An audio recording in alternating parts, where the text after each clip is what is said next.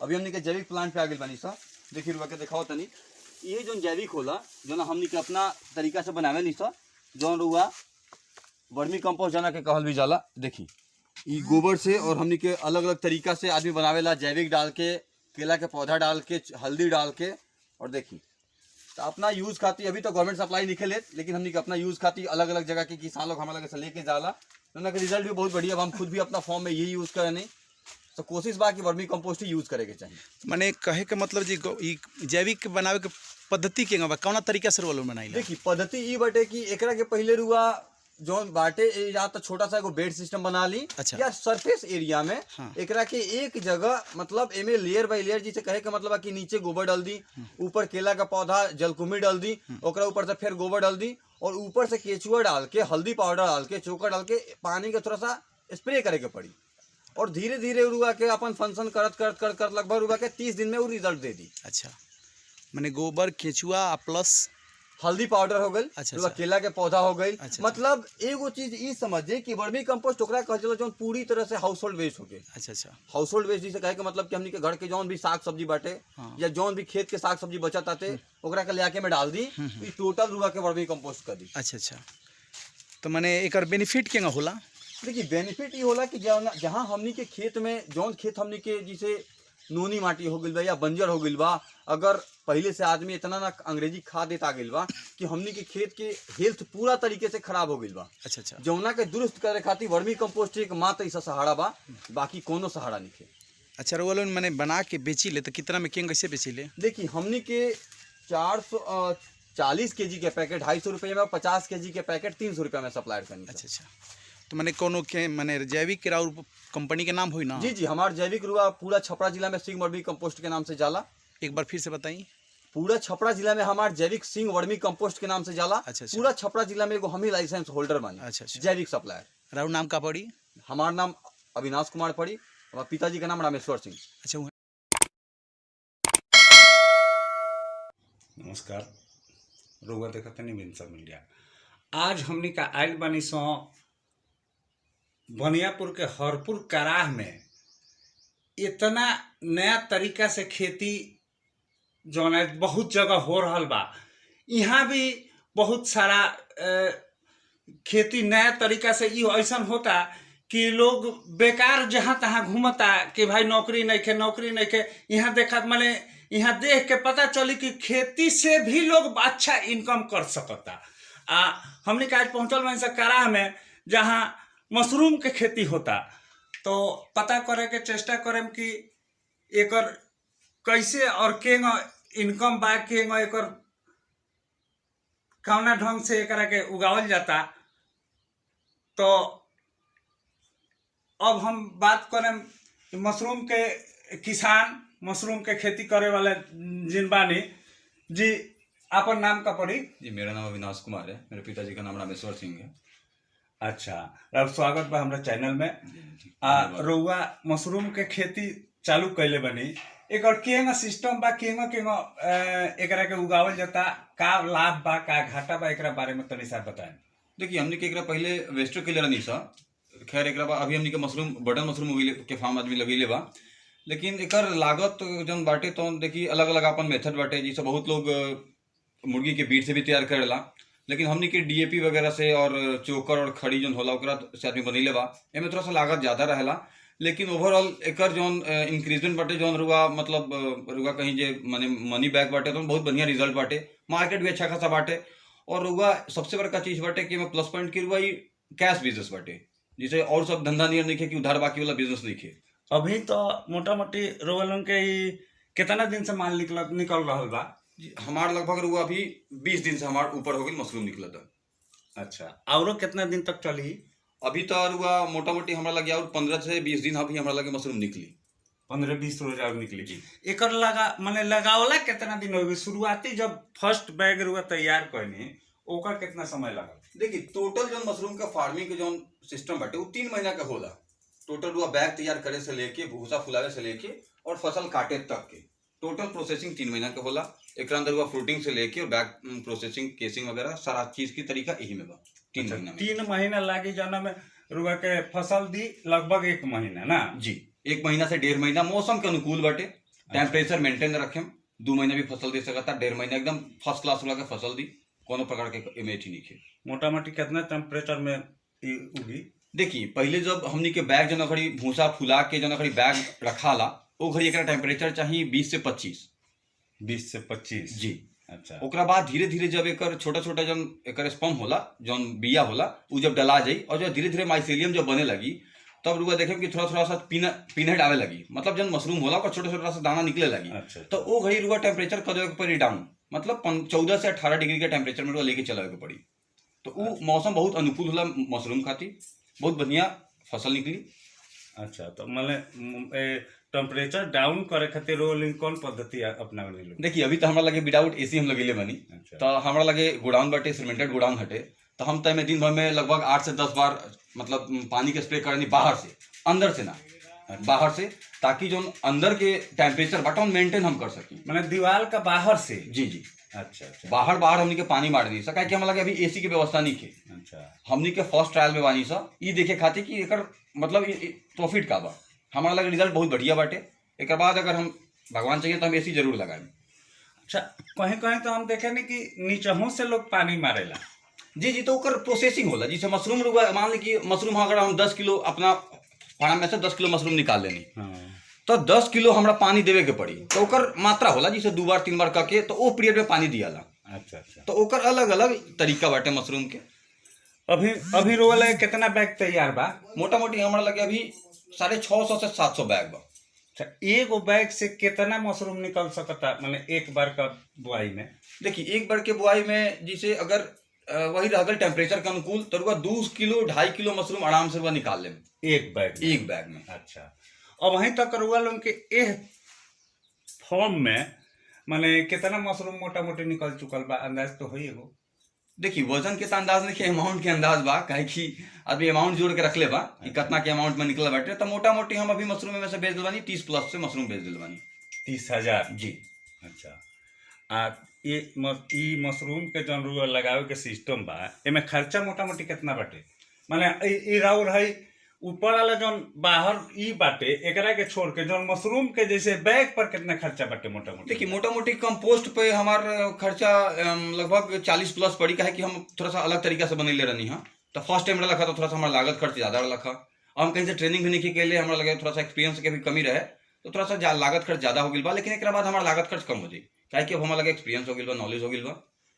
रारू बाबूजी तो बहुत तरह के खेती करेनी, जैविक भी बनावेनी, केला वगैरह के बहुत सारा खेती हम सुनले बानी कि माने बहुत ज्यादा तौर पर होला। जी जी। हमारा लगे खुद के हम पूरा छपरा जिला में हम ही लाइसेंस होल्डर बानी जैविक सप्लायर के, और हमारा लगे फिर शिमला मिर्चा मिल जाई, ब्रोकली मिल जाई, केला मिल जाई, जो पूरा का पूरा 100% ऑर्गेनिक फॉर्म में हमने के खेती करनी सब।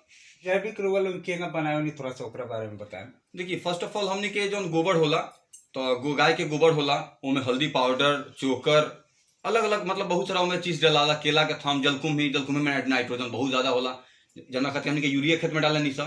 तो वही से एगो बात बताई, खाली गाय का गोबर से बनी, भैंस वगैरह का गोबर से ना बनेगा? ना गोबर कहे के मतलब कि कोनो चीज के गोबर, गाय हो गई, भैंस हो गई, कोनो चीज के गोबर, जो गाय भैंस ई जरूरी नहीं कि गाय के चाहे भैंसे के, कोनो गोबर होला। ओमे आइसिना फेटिडा केचुआ रहेला, जोना के खा के एसिड निकाल देवेला सा, तो उ कंपोस्ट तैयार हो जाला। ओकर बाद ओकरा खेत में ले जाके आदमी यूज करेला। अच्छा, केला वाला के खेती यही खातिर कल जाला का कंपोस्ट बनावे खातिर? जी जी। देखिए बिहार सरकार चाहे सेंट्रल गवर्नमेंट के भी बहुत सारा नियम बटे कि वर्मी कंपोस्ट अभी रुआ देखें कि जैविक के बहुत ज्यादा डिमांड हो गई बा। आवे वाला समय में फर्टिलाइजर लोग यूज बंद कर दी, जैविक कंपोस्ट बहुत ज्यादा यूज होके लगी, वर्मी कंपोस्ट बहुत ज्यादा यूज होके लगी। ऐसे सरकार पहले से भी स्कीम देले बिया, और हमनी के जो ऑर्गेनिक फार्म बाटे, हमनी के पूरी तरह से 100% ऑर्गेनिक फार्म बाटे। हमनी के कहीं से कोनो प्रकार के केमिकल यूज ना करनी सा। रुआ चाहे शिमला मिर्चा के खेती हो गई हमारे, चाहे ब्रोकली हो गई, चाहे केला के हो गई, चाहे रुआ आलू ले ली, लौकी ले ली, कोई भी फसल ले ली, हमनी के 100% ऑर्गेनिक फार्म में होला।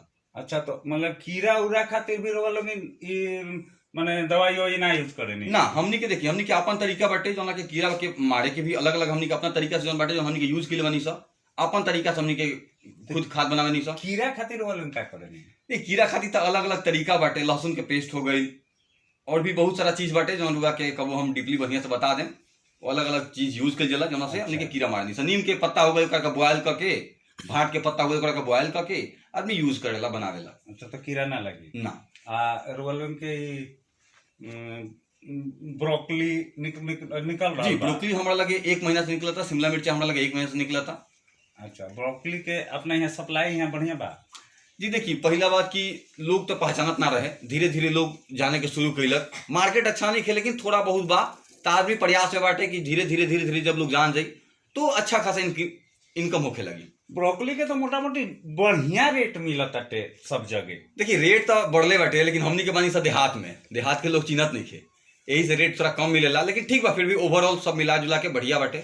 हमने के यहाँ के छपरा के सांसद रूढ़ी जी भी ब्रोकली के खेती कैले रहे, बड़ा हाईलाइट भइल रहे। हम नेता लोग तो कुछ उगा दी तो कुछ बेचा जाये, हमनी के तो किसान कहते है। ना। अच्छा, शिमला मिर्च निकला तरुआ यहाँ? हाँ, शिमला मिर्च हमारा लगे 1 महीने से निकला था, अच्छा खासा रिजल्ट बा। शिमला मिर्च के तो मोटा मोटी बढ़िया मांग बा अपना पूरा इलाका में, बाहर से आवता। जी बाहर से जो ना होता तो का अपेक्षा हमारा बहुत बढ़िया बा। किसान चाहे दुकानदार भी हमारे से बतेलन कि भैया बाहर वाला माल टिक नहीं खे पावत, 2-4 दिन में खराब हो जाता।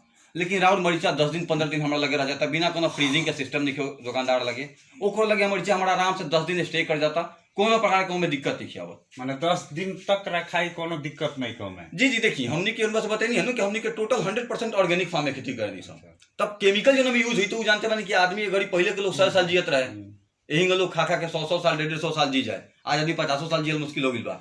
तो केमिकल ना डाले तो माने वही गतिया ओकर लाइफ टाइम बढ़ जाई। तो अब ही तो ऑर्गेनिक खेती के जौन सब्जी निकलता, जौन चीज निकलता, ओकर 3-4 गुना रेट बेसी बाहर में बिकाता, अपना यहाँ मिलता का ना? देखिए अपना के यहाँ लागत खर्च बा, लेकिन रेट नहीं खे। ऐसे कि दुकानदार के ओका खाली पैसा से मतलब बा कि रउआ का लगा के बेचता नहीं, का नहीं लगा के बेचता, ऐसे दुकानदार के कोनो मतलब नहीं खे। माने ऑर्गेनिक फसल सब्जी के यहाँ कोनो माने एक्स्ट्रा वैल्यू नहीं खे मिला ना, हमनी के कोनो ऐसा एक्स्ट्रा वैल्यू ना मिलेला। पर सरकार के भी कोनो ध्यान नहीं खे, हमनी के भी कोनो विशेष करके जो आदमी मार्केट में लेके जाला तो देखेला, हमनी के कोनो ई नहीं खे जो हमनी के 2 रुपया टाइट मिल जाओ, ऐसा कोनो बात नहीं खे। सरकार तो बहुत प्रचार कर रहा है कि ऑर्गेनिक खेती कीजिए, उसका ये रेट है वो रेट है, यहाँ से यहाँ भेजिए वहाँ भेजिए। अब सरकार के तरफ से कोनो ऑफर वालों के ना मिलल है? देखिए जैविक प्लांट के हमारे खुद हम लाइसेंस होल्डर बनी, सरकार आज ले हमारे 2-4 साल हो गए सरकार जैविक नहीं के खरीदत, तो सरकार से का उम्मीद रही? सरकार देखिए सब काम पेपर पर होला, कोनो काम ग्राउंड लेवल पर ना होला। हमनी के किसान ही सब ऐसा कोनो हमरा आज तक अनुभव नहीं मिलल, चाहे आज तक कोनो रिजल्ट नहीं आई सरकार से कहीं, चाहे जेकरा से भी कहीं। देखी एगो किसान के मुंह से सुनी कि सरकार के सारा काम पेपर में होला, धरातल पर कुछ ना उतरेला, खाली पेपर में हो गए कि भाई ई किसान को ई कीजिए, इतना % आपको दिया जाएगा, ई होगा वो होगा, बस खाली पेपर में, और धरातल पर कुछ नहीं के, जीरो। माने सब्जी के जौन राउर ऑर्गेनिक खेती के जौन सब्जी निकलता ओकर कोनो रेट एक्स्ट्रा ना मिले ना। शिमला मिर्चा मान ली कि मार्केट में सब लोग के बेचाता 28 रुपया, हमरो मिर्चा 28 रुपया बेचाता, ऐसा थोड़ी बा कि हमारा 50 रुपया बेचा जाता। जबकि एमे ना कोनो खाद लागल बा, ना कोनो दवा लागल बा, सब एकदम माने नेचुरल चीज डाल के दवा के रूप में नीम पत्ता सुन लेबे कहनी है कि ई सब मिला के ओकर दवा बनता कि कीड़ा ना लागो। लेकिन सरकार के कोनो ए पर ध्यान नहीं के। एगो किसान का मुंह से रुआ खुद सुनतनी कि सरकार के सारा काम पेपर में बा, धरातल पर कुछ नहीं के, खाली देखावा बाटे। रुआ किसान बानी, कोनो सुविधा सरकार के नहीं के, इतना बढ़िया खेती करके दिखा के रुआ देखावत तनी, मार्केट में दे तनी बिना दर दवा के। ए ऊपर सरकार से कुछ कहे के चाहे? देखिए सरकार से तो कहे के बहुत कुछ बा, जब हमनी के खुदे किसान बानी सब तक आदमी के लगे बहुत सारा क्वेश्चन रहेला। सरकार से हम ये कहें कि मान ली कि जब हमनी के किसान एह देश में, ई देश कृषि प्रधान देश है, सबसे ज़्यादा किसान बा आदमी। कहे का मतलब है कि अगर हम ऑर्गेनिक फार्म में खेती करतनी तो हमारा लागत खर्च भी कम से कम मिले के चाहिए। ऐसा कोनो रेट निर्धारित होके कोनो भी चीज़ के जेकर ऑर्गेनिक फार्म में हमनी के खेती कैला के बाद ओकर एगो रेट मिले के चाहिए, बढ़िया मुनाफा होके के चाहिए, तब तो आदमी आगे चल के और ज़्यादा बढ़िया तरीका से खेती करी नू। संगे संगे बाकी और लोग भी करे के चेष्टा करी। माने जितना आम माने लोग का दिक्कत बा खेती से कोनो फायदा नहीं के, लोग कहता कि कोनो फायदा नहीं के। अच्छा मोटा मोटी बताएं कि ये रुआ छोटा सा जो 750 के बैग वाला प्लांट बा, एमे मोटा मोटी कितना खर्चा आइला बतानी रुआ? देखिए एमे मोटा मोटी हमारे 40+ खर्चा बाटे। अच्छा इनकम मोटा मोटी कितना के टारगेट बाटे, एमे से कितना कमा? देखिए मोटा मोटी इनकम तो हमारा मतलब अभी के अंदाज से फर्स्ट टाइम जैसे कैले बनी तक अंदाज से हमारा डबल इनकम हो जाएगी चाहिए। अच्छा डबल से भी ज़्यादा होके के चाहिए, काहे कि थोड़ा बहुत अभी तो टेम्परेचर के अनुकूल नहीं की हम, टेम्परेचर थोड़ा सा बढ़ गई बा, लेकिन हमारा अंदाज बा जे डबल हमार जितना लागत बा ओकरा डबल हमारा प्रॉफिट हो जाई। देखी जितना भी बेरोजगार भाई लोग बा सब लोग से कहे के चाहे कि देखी कुछ एक्स्ट्रा करके अच्छा कमाई कल जा सकता। यहाँ का ब्रोकली के खेती करत तनी, मशरूम उगावत तनी, शिमला मिर्चा के खेती करत तनी, केला के खेती करत तनी, जैविक निकालत तनी, जौन की अपन सब लोकल यहाँ आम माने सब नजदीक में मिलेला सामान से ही बन रहल बा। अच्छा शिमला मिर्च के बिया कहाँ से मंगावनी? देखिए सारा बिया हमनी के बाहर से मंगावे नहीं सर, ऐसे कि यहाँ कोनो बिया के कोनो बढ़िया सुविधा नहीं है। मैंने बाहर कहाँ से ऑनलाइन मंगावनी? जी सारा हमनी के बिया ऑनलाइन मंगावे नहीं सर। अच्छा अच्छा। और देखिए सबसे बड़का बात बा कि अगर आदमी धान और गेहूं के खेती करे तो उससे हमनी के कोनो ज़्यादा प्रॉफिट होके वाला नहीं है ना। ऐसे कुछ हट के आदमी खेती करेला, कुछ टेक्निकली खेती करेला, रुआ चलम तो हम देखा कि कितना आदमी मतलब हमनी के टेक्नोलॉजी तरीका से खेती के लिए बनी सब, जहाँ हमारे एगो फसल निकले कि वहाँ हम एगो खेत में दू गो फसल निकाला तनी। अच्छा तो रुआ खेत में चलम तो हम देखा। हाँ बिल्कुल चल। अच्छा हमनी का आगल बने सब ब्रोकली का खेती में तनी सब देखाएम भाई, बहुत सुंदर फसल ब्रोकली के निकलता। तो हम तो थोड़ा सा बताएम कि एकर खेती के माने रुआ लोग के स्टार्टिंग करे के दिमाग में ये आई। देखिए स्टार्टिंग करे कैसे दिमाग में कि स्टार्टिंग से कुछ आइडिया रहे कि कुछ अलग करे के बा, जो धान गेहूं के और लोग आलू प्याज के खेती करता ओकरा से कुछ डिफरेंट तरीका से आदमी खेती करो, थोड़ा टेक्निकली तरीका से खेती करो। अब जनरल जो कोबी बाटे तो ना कोबी के रेट रहेला 2 रुपया 5 रुपया 4 रुपया किलो।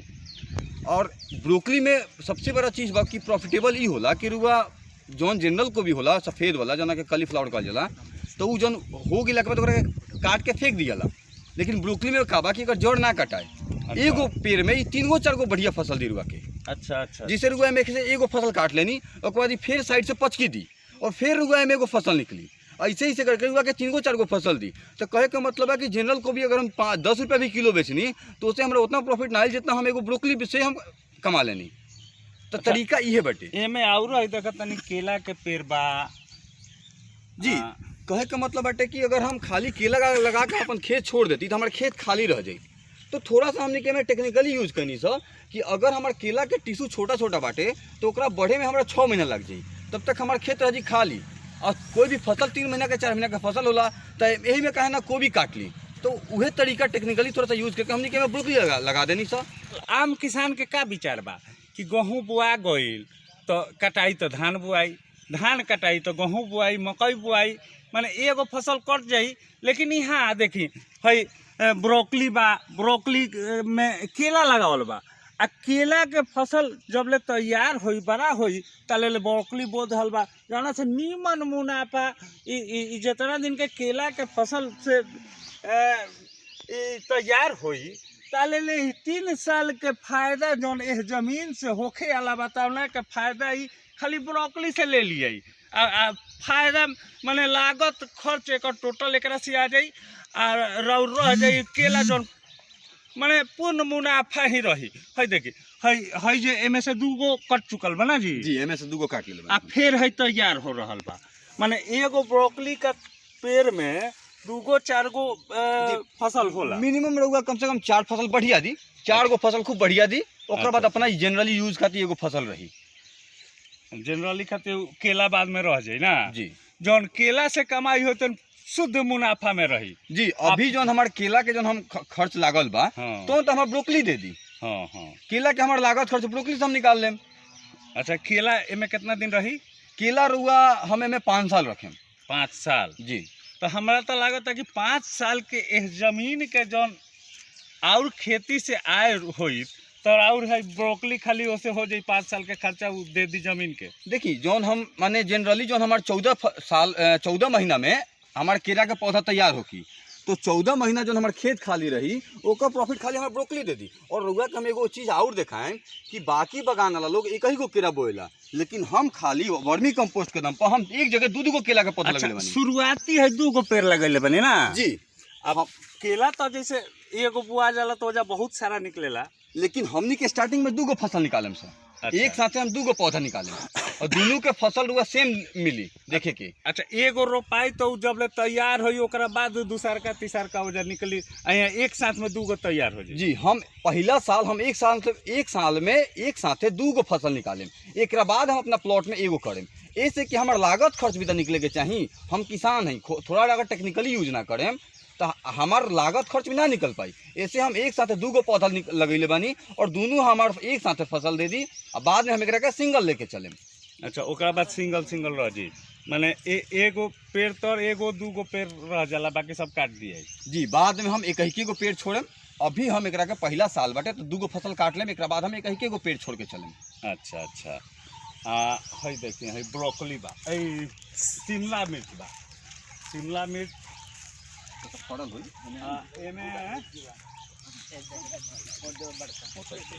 एहू में केला बा, है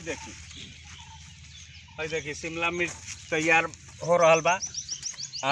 केला के भी एहू में पेड़ बा, है देखिए शिमला मिर्च, वाह, ये गो इतना सा छोटा सा पेड़ में 4-5 गो फल तैयार बा। इतना बड़ा है देखिए, माने इतना बड़ा तो मार्केट में भी ना देखे के मिलेला। बहुत सुंदर